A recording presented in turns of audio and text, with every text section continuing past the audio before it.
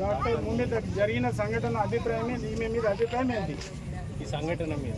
ఈ నెల 9వ తారీఖు జరిగినటువంటి అత్యాచారం చేసి కూడా అందులో ఆమె ఒక పీజీ డాక్టర్, మేమందరం మెడికల్ క్యాండిడేట్సే.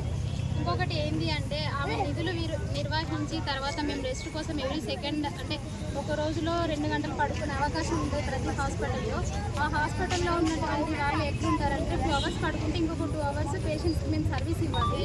అలాంటి 2 అవర్స్లో కూడా మా రూమ్లలోకి వచ్చి మమ్మల్ని అత్యాచారం చేస్తే అంటే అక్కడ ఉన్నటువంటి సిబ్బంది ఏం చేస్తున్నారు, ఇందులో వాళ్ళ ప్రిన్సిపల్ కూడా చాలా అంటే వాళ్ళ హ్యాండ్ కూడా ఉండేవి అయి ఉండొచ్చు. ఎందుకంటే హాస్పిటల్ లోపలికి అంత ఇష్టంగా ఎవరు లోపలికి రాలేరు. ఇంకొకటి ఏంటంటే ఆమె వెజైనర్లో 150 ml స్పర్మ్ అనేది ఒక పర్సన్తో వెళ్ళదు, దాదాపుగా 6-7 మెంబర్స్ కలిసి చేసినటువంటి రేప్ అండ్ మర్డర్.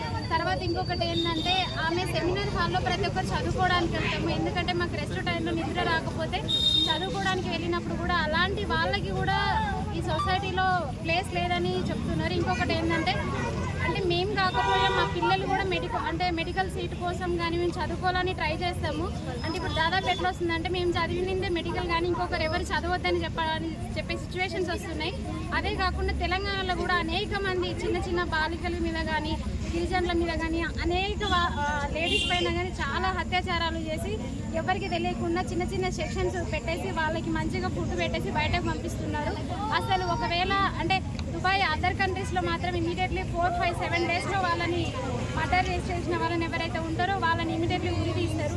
మరి ఇండియా కంట్రీలో ఎందుకు లేడీస్కి ఫ్రీడమ్ లేదు, మరి వీళ్ళు ఎందుకు ఇన్ని రోజులు వాళ్ళని ఫుడ్ పెట్టి చెప్తున్నారు అనేది ఇప్పటికీ కూడా అర్థం కాదు. ఒకవేళ ప్రభుత్వానికి చేత కాకపోతే ప్రజలకు అప్పగిస్తే కంపల్సరీ వాళ్ళని ప్రజలే చంపేస్తారు.